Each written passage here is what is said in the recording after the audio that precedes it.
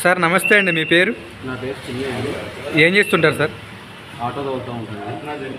Okay, మరి ప్రస్తుతం జగన్మోహన్ రెడ్డి గారి పరిపాలన ఎట్లా ఉందంటారు?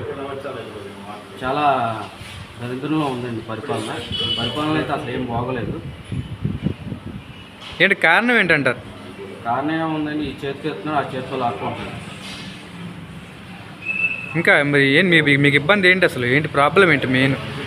ప్రాబ్లం ఏముందండి, అసలు ఈ పరిపాలన ఈ 4 సంవత్సరాలలో అంతా శూన్యం, రౌడీయిజం, దౌర్జన్యాలు, కబ్జాలు ఇవే జరుగుతున్నాయి గవర్నమెంట్ వచ్చాక.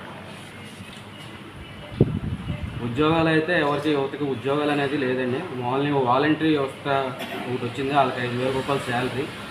ఆ శాలరీలోనే మళ్ళీ వాళ్ళకి సాక్షి పేపర్ ఒకటి వేస్తున్నారు. ఆ పేపర్కి మళ్ళీ దాంట్లోనే మళ్ళీ జీతం కట్టారు.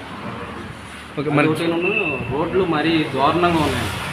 అసలు ఎటు వెళ్ళినా మళ్ళీ మనం ఇంటికి వస్తామో లేదో కూడా తెలియని పరిస్థితిలో ఉంది.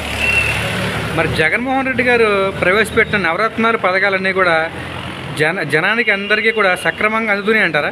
చాలామంది వాళ్ళ పార్టీ వాళ్ళ మట్టిగా అందుతున్నాయి, తమ పార్టీ వాళ్ళకి లేవు. నవరత్నాలన్నీ వాళ్ళ పార్టీ వాళ్ళకే అందుతున్నాయి.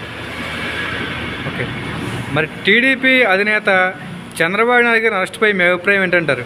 అరెస్ట్ అనేది అది చాలా దారుణమైన అరెస్ట్. ఆ అరెస్ట్ మేము చాలా ఖండిస్తున్నాం. చంద్రబాబు నాయుడు గారు అది త్వరలోనే బయటకు వస్తారు.